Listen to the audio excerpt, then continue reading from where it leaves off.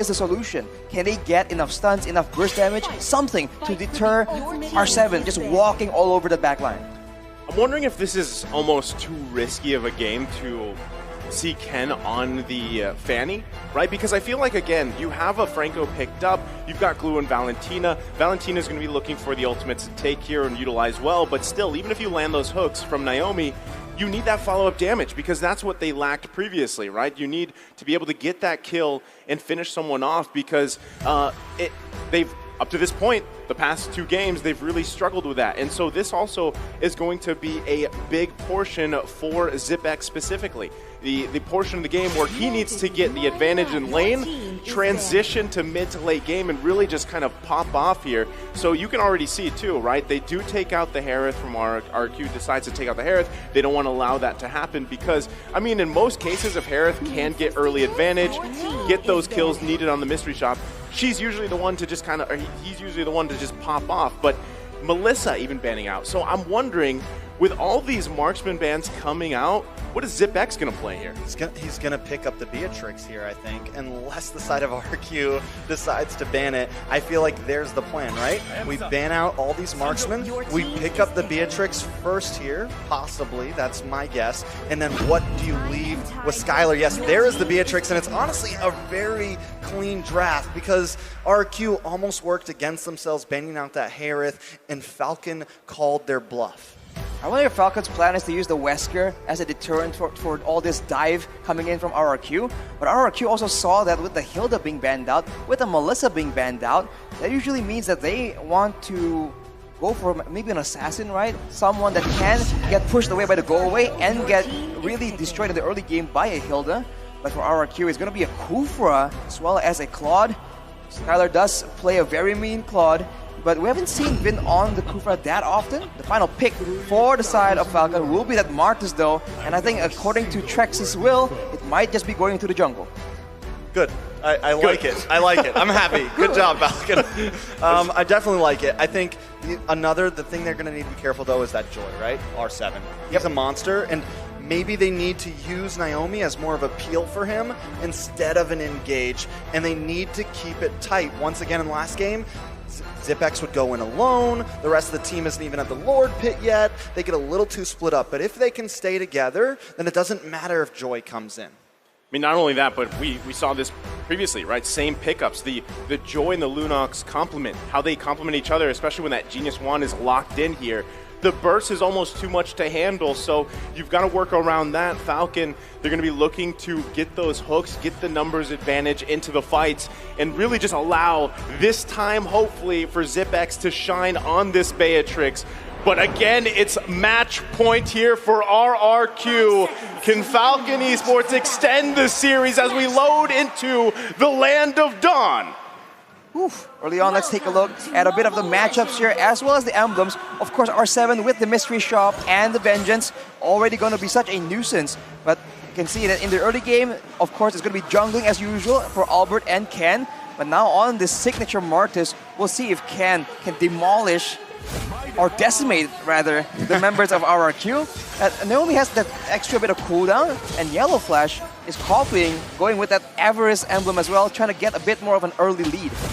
I do like the way Naomi's playing here as well. He's being a little bit more aggressive. He's not just following Justin around, he's getting vision for his team, and that's what they need to do. Well, they already get the flicker. Oh, R7 taking a bit of damage there, forced back off. K play down half health as well. Naomi picks up the first blood. Falcon keeping to their percentage rate, but will it win the game? Well, that's a big play, right? I mean, already starting the tempo here. Falcon going to be able to play around that still, even Yellow Flash bullying R7. This is kind of typical for early game. Ooh, that is good. But R7, I mean, that's all shield. That's not even a health bar. Yeah, he has like literally an invisible amount of HP. Only one. That's crazy. He has the Vengeance though, that saved his life, but he needs to be a bit more careful. Glue is a very strong laner, so he needs to keep that in mind when he's contesting. But I think right now, Falcon is having a better time contesting the mid area until Albert makes a play. Oh, Justin, Appraiser's Wrath comes in. Justin gets away, and these are the clutch moments that may pull Falcon through this early phase. So they hold on to the lead here. I mean, that's twice now once for each team where someone got away with a sliver of health. So still, you can feel the tension here. Now, also, as we're taking a look at Vin, you know, this Kufra pick, man, from time after time on multiple teams has worked wonders. And so Falcon Esports definitely going to keep an eye on that. But the fight for the turtle breaks out. Yes, Albert getting a nice position over. Yellow Flash tries to get in the backside. Vin will get the Tyrant's Revenge onto him, but Vin then comes on top. I mean, Yellow Flash comes on top of Vin. Ken going to try to push Albert away from this turtle. Wants to regain position. Albert goes down. And Naomi goes down. Ken as well, and Albert takes the turtle.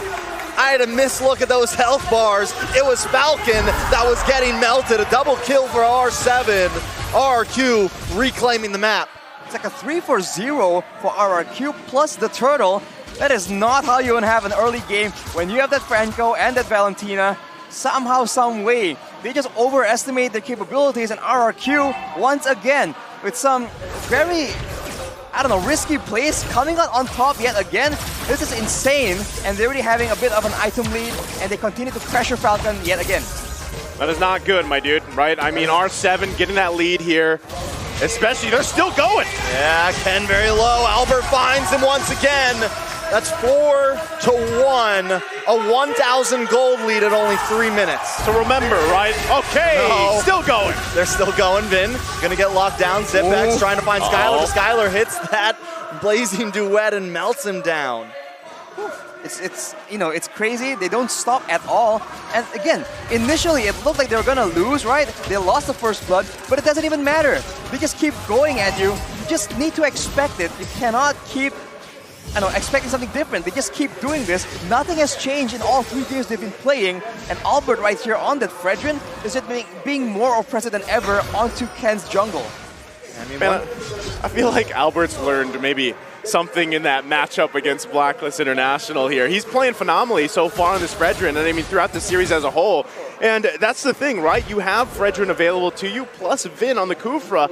That front line and the pick-off potential, or the setup potential, rather, is really good here.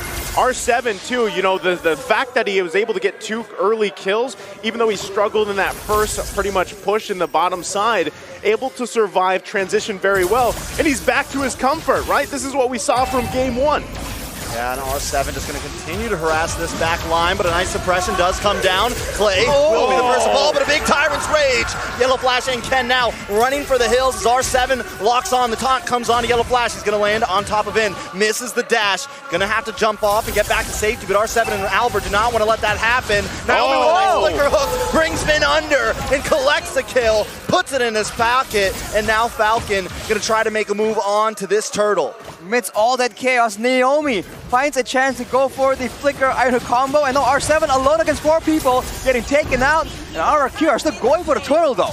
Yeah, now Yellow Flash, Naomi, and Justin are going to try to make their move. Ken is battle. at half health, but Albert takes the turtle once again.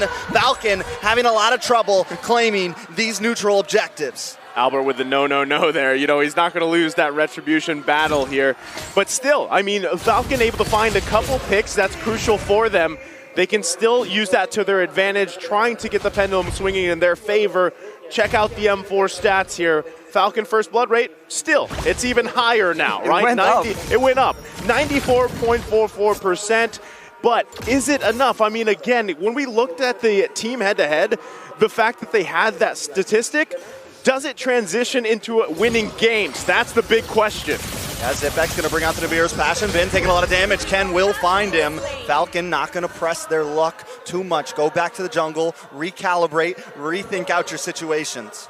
For RRQ, man, they have to slow down quite a bit. This time, if they just go in all the way, there's just a lot of punishing moments here coming in from Yellow Flash with the Slam Pass combo, Justin with the Terrify, as well as the Navir's Passion that we saw earlier, just decimating them, especially because Zipx has the first item power spike, and for Skylar on the Claude, he needs one more item to just reach that optimum Claude initial power spike, and that is usually at 7 to 8 minutes, so for now, Falcon still has a chance to try and push the tempo.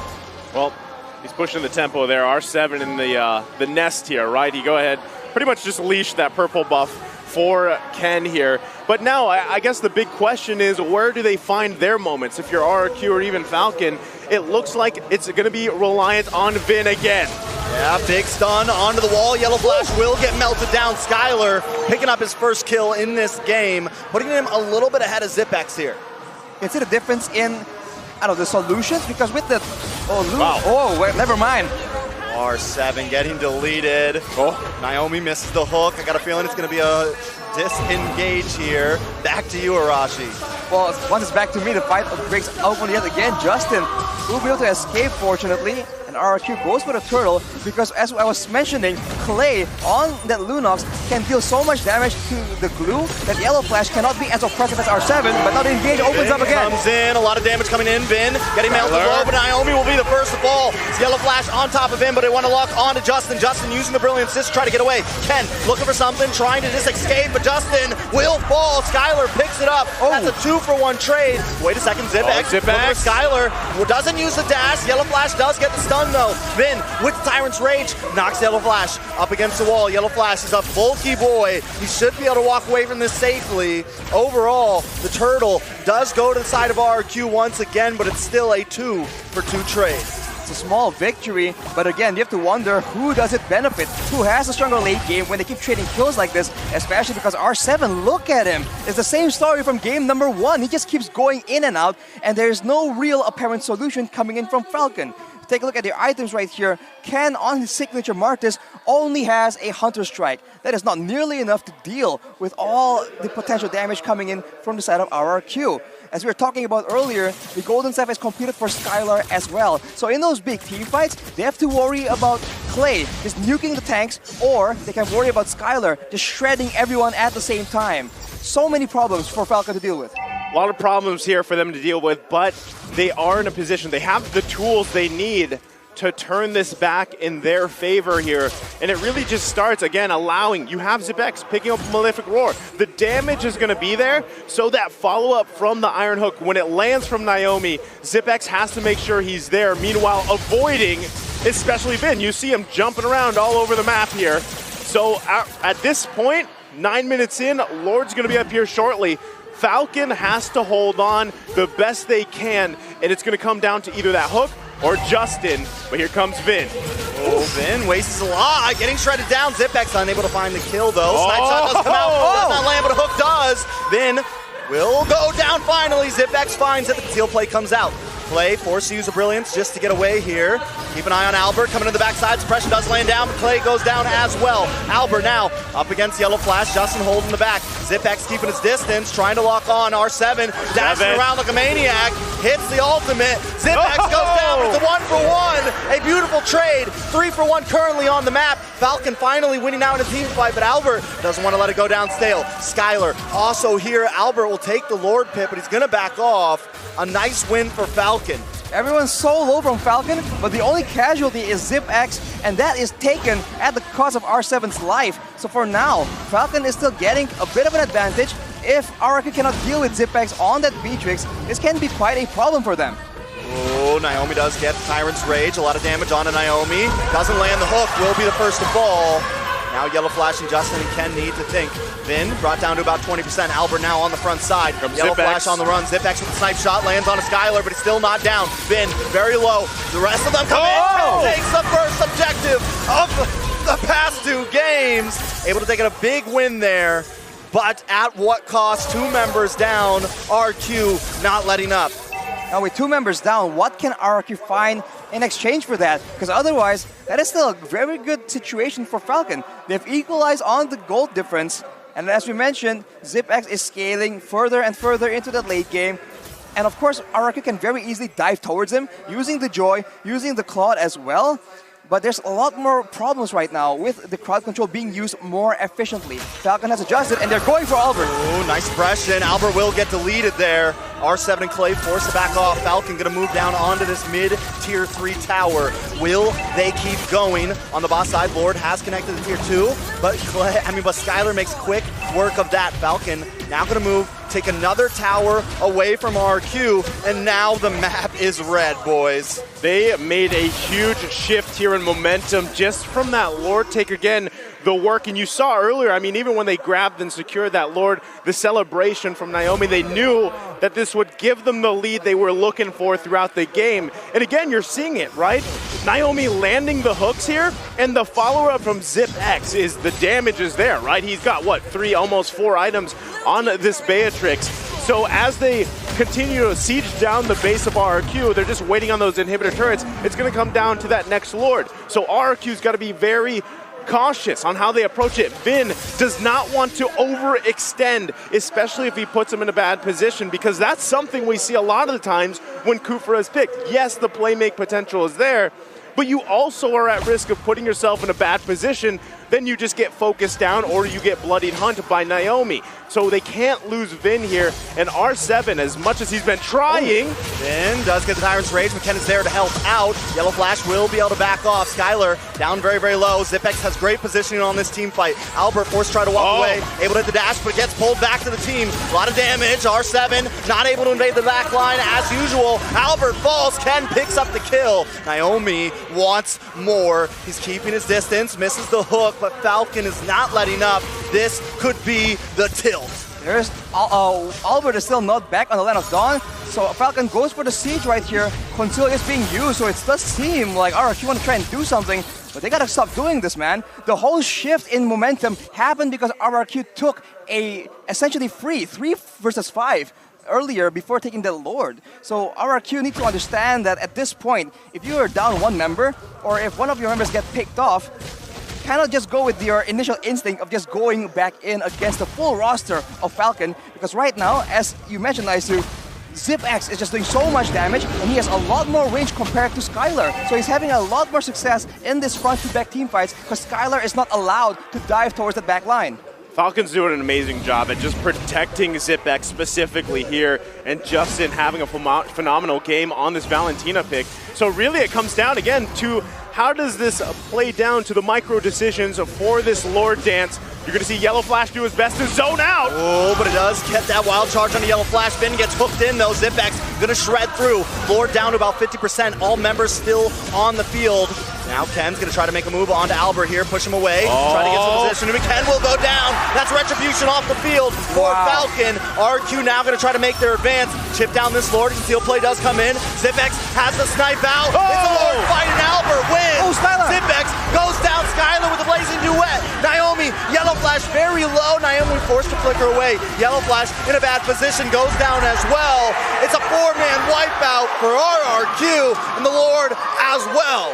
How do they keep doing this, man? These fights are all so chaotic, but somehow, some way, RRQ find a way to just turn it around. It's a 4-for-2 plus the Lord, and all was done due to the different maneuvers back and forth by RRQ. And now, with the Lords, with the waves in their favor, they're going to make a decisive game-ending play.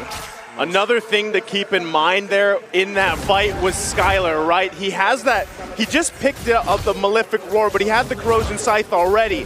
So when he found the right moment to go in and slow everybody down, it was really hard for Falcon to even disengage, even though they wanted to. By that time, it was too late. They got whittled down, they got picked off, and now they've got to defend against this Lord pushing on the top side. Luckily, they do still have their base turrets, and ZipX is still farmed up, so they make quick work of that Lord. Another thing to point out in that team fight, Ken once again kind of tries to push Albert away, but that puts him in a bad position. And ZipX already has the Renner out, so there's no defense against Skylar unless you just hit this amazing skill shot, which, I mean, at that point, he just has the wrong matchup. And like you said, Skylar just finds the perfect timing. You know what's crazy, though? The whole time, RRQ has one single method of approach. Jump on Yellow Flash, use Clay to burst him down, and then we'll go from there. It's the same thing again and again. It's insanity. And somehow, some way, they get a different result. It doesn't make any sense. Doesn't make any sense, but this is RQ and Falcon, and this is M4. It's not supposed to make sense. Well, again, it's two teams with tempo, and throughout the series, honestly, it's been back and forth, right? At one point, RQ has the lead, Falcon will have the lead, And really, it's just coming down to these amazing team fights and really who can get the resources, or even, as Gideon likes to call it, the battle spell economy, right? It comes down to those decisions, the flicker plays, even from Vin, when he pairs it up with the conceal, it's really tough for Falcon to respond here. And they're going to lose the purple buff as it's invaded, and right now, again, backs against the wall for Falcon. Falcon is going to complete the majority of their items though here. The tanky members are going to get tankier. And honestly, I do think that in a straight front-to-back fight, Falcon has found so much more success compared to RRQ. It's only when RRQ were able to approach from multiple angles and split apart the front line of Falcon, where they're able to just confuse them and just make them think twice about using their ultimates, their battle spells, because the threats are coming from so many different directions. So for now, if RRQ can maintain this aggression, can continue to just confuse Falcon, they can just keep doing the same thing, and it might just pay off. But of course, this next Lord will be pivotal in deciding who comes out on top. This could be a game-winning Lord here. Vin gonna check the bush. Falcon trying to get in position. Justin and Zipex being on the backside know that they've got to stay alive here. Justin holding on to the Lunox ultimate as now Lord half health.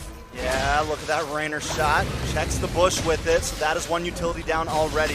Should still have the Nibiru's passion ready to go. Uses it. Nice suppression. Vin does have the immortality though. Tries to pop it off. Justin able to take him out. This looks bad for Yellow Flash though. Brought very low. Zipex does find Clay. The battle for the Lord, and the heat is on. Albert very low. Lord very low. And Yellow Flash finds it. A game-winning moment at that. Can they take it here? A full team wipe. And at this, Falcon may be able to win the game. They're going to push down the mid, send someone back to defend the base, and the death counters are clocking down. And just like that, a turn the tide fight. Falcon marching into the base. GG's, we're going to a game 4, ladies and gentlemen. I hope you're ready. Whew. Falcon, man.